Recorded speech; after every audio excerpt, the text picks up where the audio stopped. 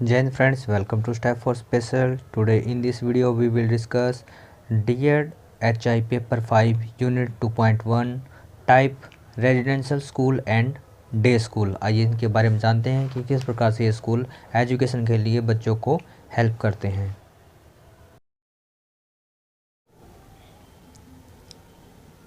जय हिंद friends, welcome to step for special. आज हम इस वीडियो में जानेंगे कि जो DED HI का पेपर 5 है, उस पेपर 5 के अंतर्गत यूनिट आती है सेकंड। जो हम फर्स्ट यूनिट है वो पहले से ही डिस्कस कर चुके हैं। आज हम इस वीडियो में डिस्कस करेंगे यूनिट सेकंड।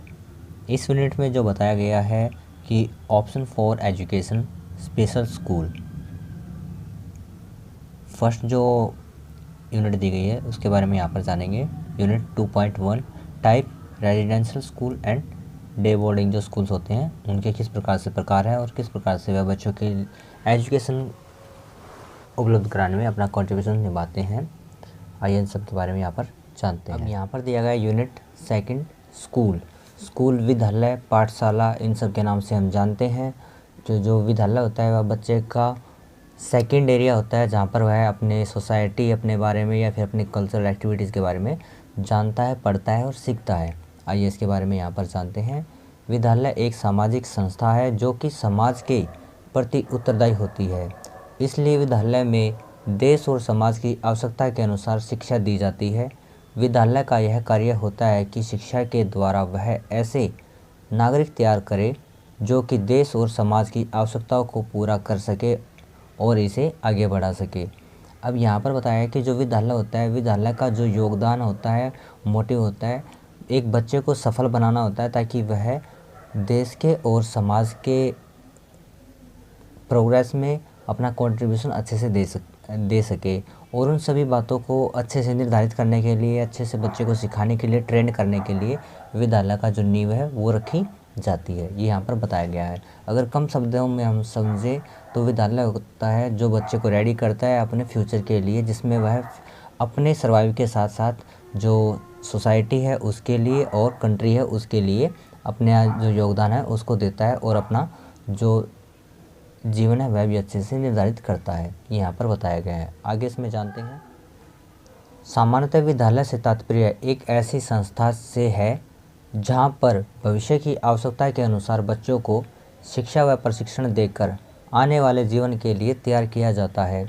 इसलिए शिक्षा का उद्देश्य बच्चों का सर्वांगीण विकास करना होता है और विद्यालय ऐसी जगह होती है जहाँ पर ये कार्य संपन्न किए जाते हैं। इसलिए कोठारी आयोग के अनुसार कहा था, देश की किस्मत या भाग्य का निर्माण बड़ी बड़ी फैक्ट्रियों से नहीं बल्कि क्लासरूम में होता है। अब यहाँ पर बताया गया कि जो विद्यालय है, विद्यालय का तात्पर्य है कि वह एक ऐसी संस्था होती है जो बच्चे के भविष्य के लिए कार्य करती है। उसको किस प्रकार से परफॉर्म करना है, किस प्रकार की एजुकेशन है या ट्रेनिंग है वो लेनी है, वो सब का सब जो निर्णय है वो एजुकेशन के द्वारा ही या फिर स्कूल के द्वारा ही लिया जाता है। उसके जो प्राइम मोटिव्स होते हैं वो सब बच्चे के लिए डिसाइड किए जाते हैं और बच्चे का ओवरऑल जो डेवलपमेंट है उसके लिए प्लानिंग्स की जाती हैं।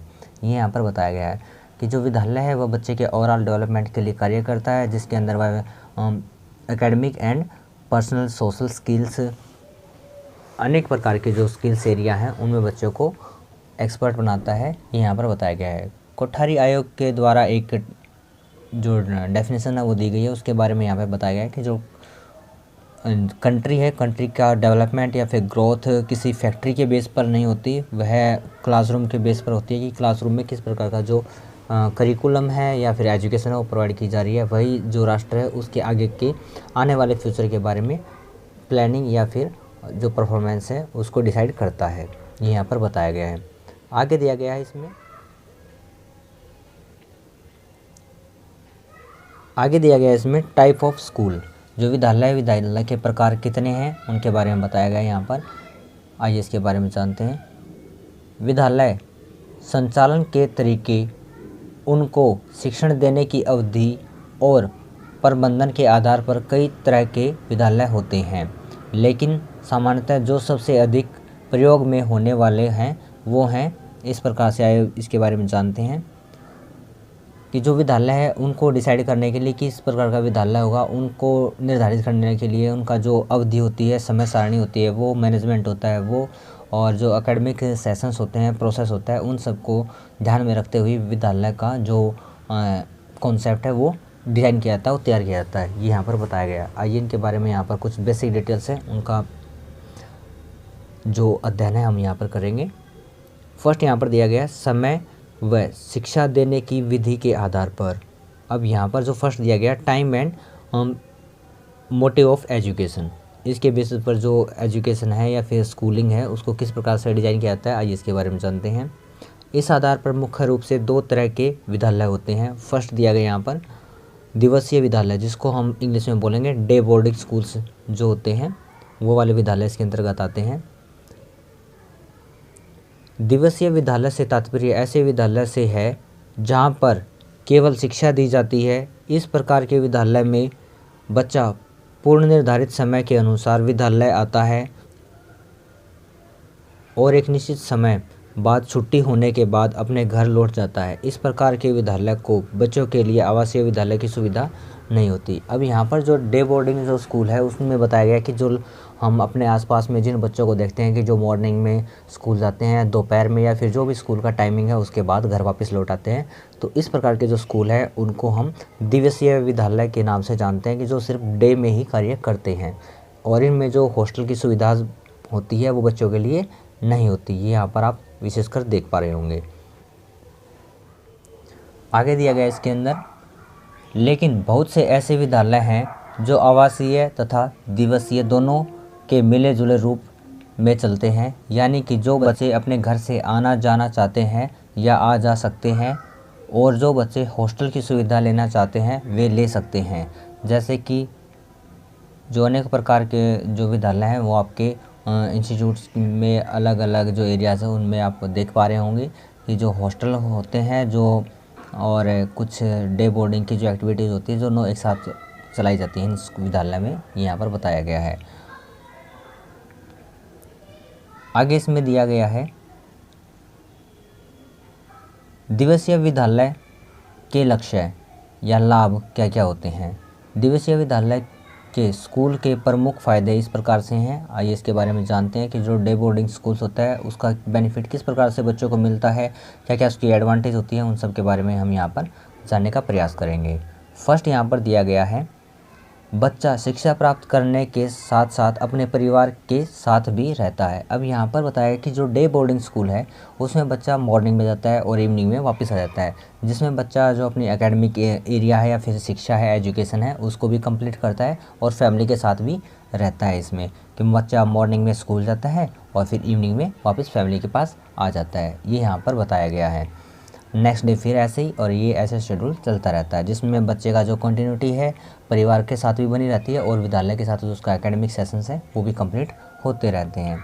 सेकंड दिया गया इसके अंदर बच्चे की शिक्षा पर विद्यालय के साथ साथ माता पिता व अभिभावक का भी पूरा ध्यान रहता है। अब यहाँ पर बताया कि जो विद्यालय है, विद्यालय में बच्चा जब रहता है तब तो टीचर्स उसका ख्याल रखते हैं, फिर जब घर चला जाता है तो फिर जो पेरेंट्स हैं या गार्डियन हैं, अभिभावक मम्मी पापा हैं, वो बच्चे का ख्याल रखते हैं। इसमें बच्चे का ख्याल की बात हम कह सकते हैं कि इससे बच्चे का जो मोरल वैल्यूज़ हैं या फिर पर्सनैलिटी डेवलपमेंट है, पर्सनल एरियाज़ हैं, सोशल स्किल्स हैं, वो और भी कहीं अच्छे से डेवलप हो पाती हैं। ये यहाँ पर बच्चे को बेनिफिट होता है। थर्ड इसका पॉइंट दिया गया इसके अंदर, शिक्षण अधिगम प्रक्रिया में परिवार को भी सक्रिय रूप से शामिल किया जाता है। अब यहाँ पर बताया कि जो शिक्षण अधिगम प्रक्रिया या फिर लर्निंग प्रोसेस है उसमें परिवार को भी, फैमिली को भी एक्टिवली इन्वॉल्व किया जाता है, जिसके अंदर बच्चों के जो पीटीएम होते हैं उसमें परिवार को इन्वॉल्व किया जाता है, और बच्चे का कोई भी जो एरिया है जिसके अंदर बच्चे को अच्छे से अटेंशन देना है या फिर उसके ऊपर और थोड़ा सा बच्चे को फोकस करने का ज़रूरत पड़ती है, तो इसके लिए परिवार का भी अच्छे से सहयोग मिल पाता है, यहाँ पर बताया गया है।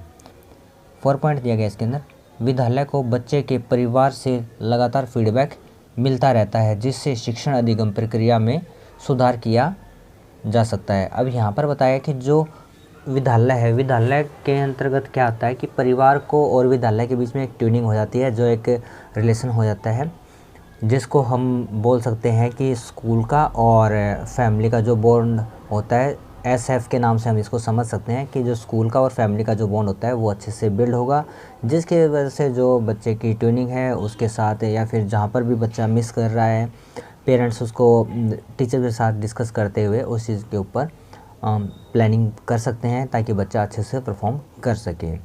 4 पॉइंट दिया गया इसके अंदर, बच्चे को गृह कार्य और दत्त कार्य असाइनमेंट्स जो होते हैं उसको बोलते हैं दत्त कार्य करने में परिवार से सहायता मिलती है। अब यहाँ पर जो होमवर्क है, होमवर्क अगर बच्चा हॉस्टल में रहता है तो वहाँ पर उसको खुद से ही करना पड़ेगा, लेकिन जो गृह कार्य है जब बच्चा घर में वापस लाता है तो वहाँ पर उसके जो पेरेंट्स हैं या फिर जो उसके भाई बहन हैं, सीनियर्स हैं, वो उसकी असाइनमेंट और होमवर्क करने में उसकी हेल्प कर सकते हैं, जिससे बच्चे का अलग से भी बच्चे को सोर्सिंग मिल जाती है, जिससे उसका जो एजुकेशन एरिया है काफ़ी स्ट्रॉन्ग हो जाता है।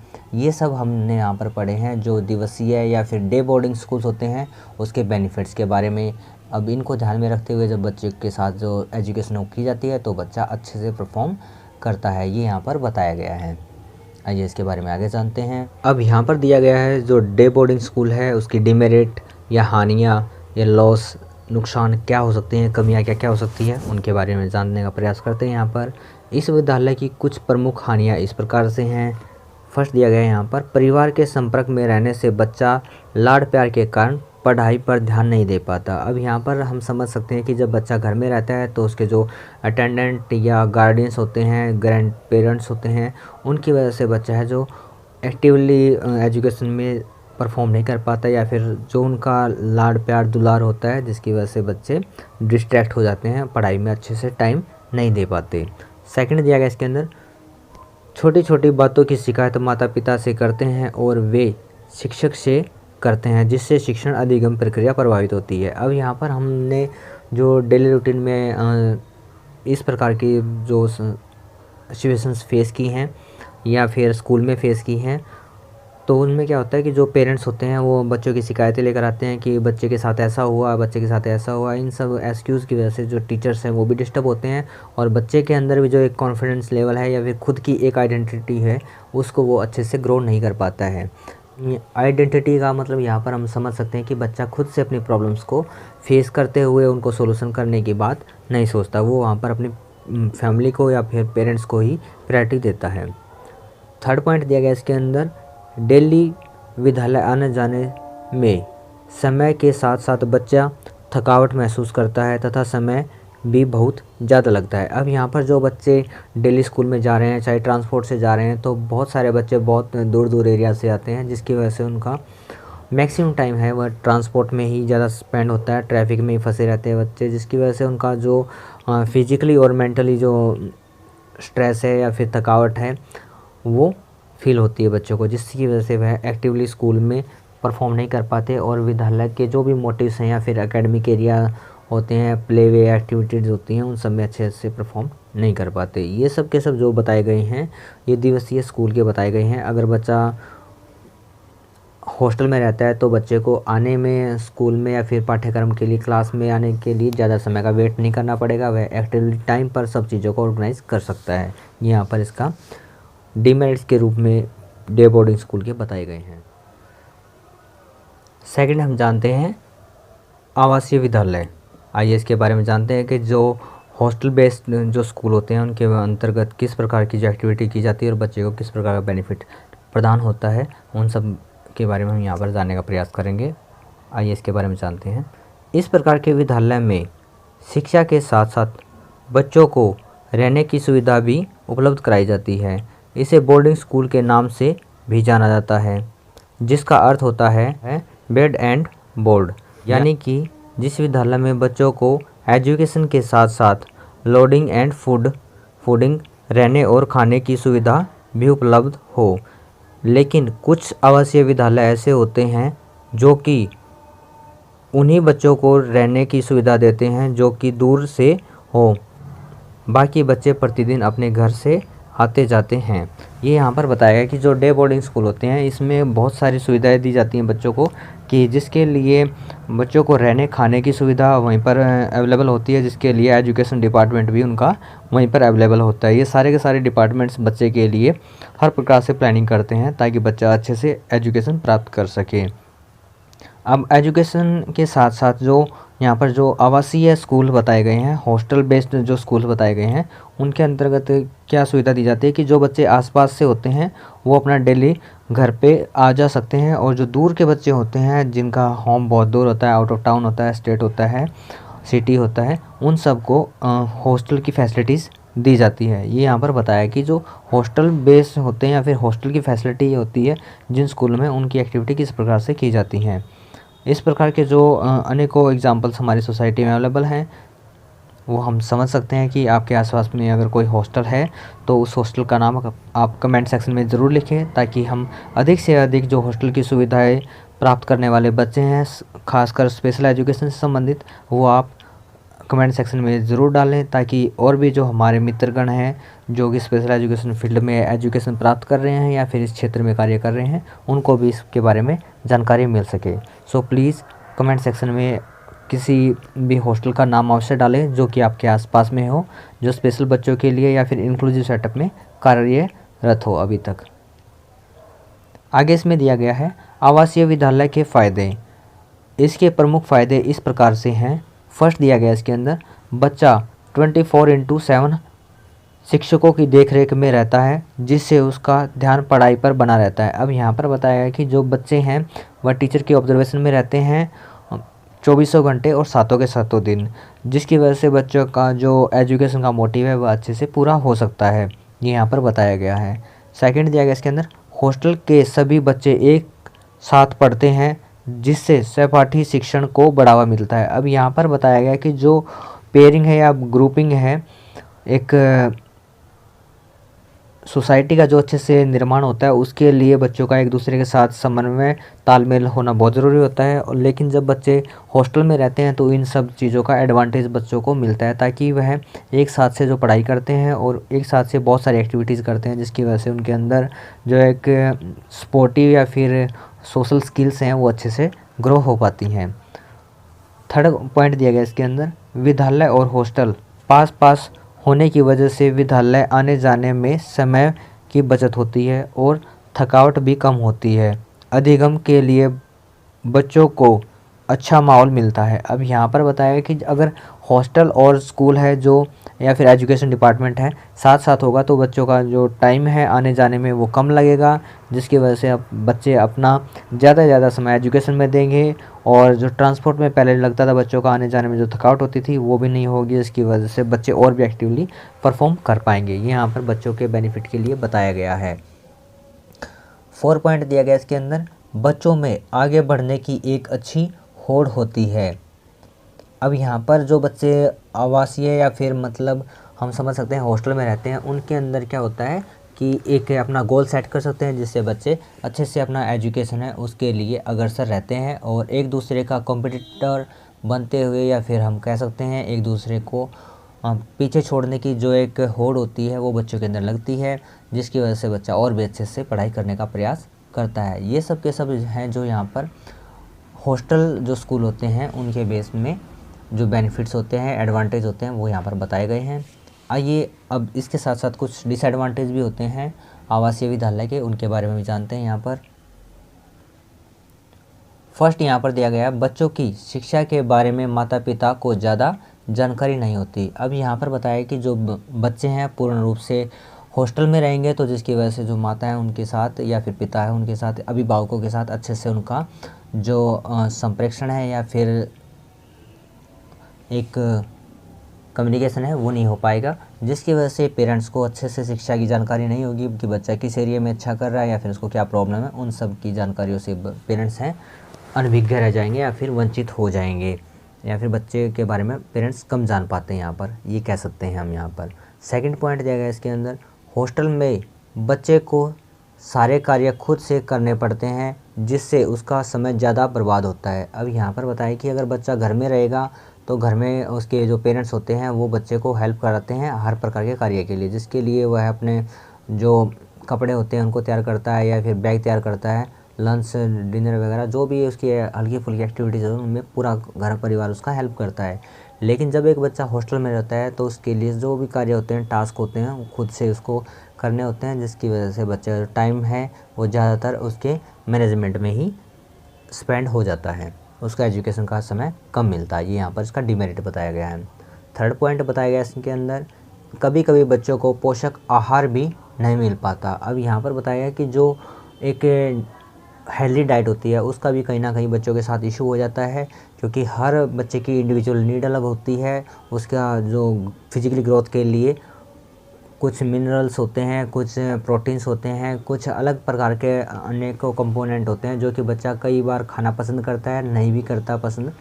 तो उनकी वजह से जो हॉस्टल है, हॉस्टल में सबके लिए एक जैसा खाना बनता है, जिसकी वजह से अगर बच्चा ज़्यादा से ज़्यादा हॉस्टल में रहता है तो उस खाने को अवॉइड करता है, जिसकी वजह से बच्चों को कुपोषण का भी शिकार हो जाता है, या फिर बच्चों को अच्छा आहार या फिर हेल्दी डाइट नहीं मिल पाती।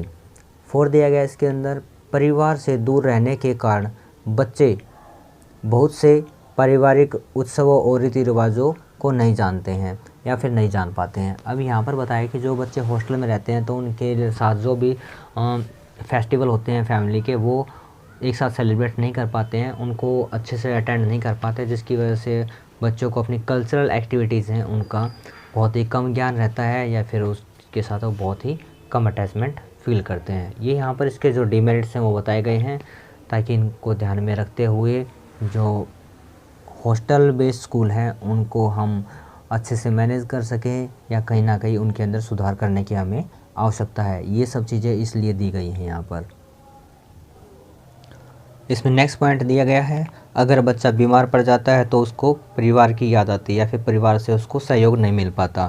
अगर बच्चा किसी भी प्रॉब्लम से या फिर फिजिकली कोई भी बीमारी हो जाती है तो वह अच्छे से अपना ख्याल नहीं रख सकता। इसके लिए उसको परिवार की ज़रूरत होती है, पेरेंट्स की, गार्डियन की ज़रूरत होती है, लेकिन हॉस्टल में वह अवेलेबल नहीं होते, जिसकी वजह से बच्चे को अनेक प्रकार की जो समस्या है उनका सामना करना पड़ता है। 6 पॉइंट दिया गया इसमें, बच्चे को पढ़ाई के लिए घर जैसा माहौल नहीं मिल पाता। कि बच्चा है जो उसको पढ़ाई के लिए घर जैसा माहौल नहीं मिल पाता, क्योंकि वह फ्लेक्सिबल नहीं हो पाता, इसलिए बच्चे को अंडर रूल्स और जो रेगुलेशन है उसके अंतर्गत कार्य करना पड़ता है, जिसकी वजह से बच्चा स्ट्रेस में रहता है और अच्छे से जो एजुकेशन का एरिया है या फिर टास्क है उसको प्राप्त नहीं कर पाता।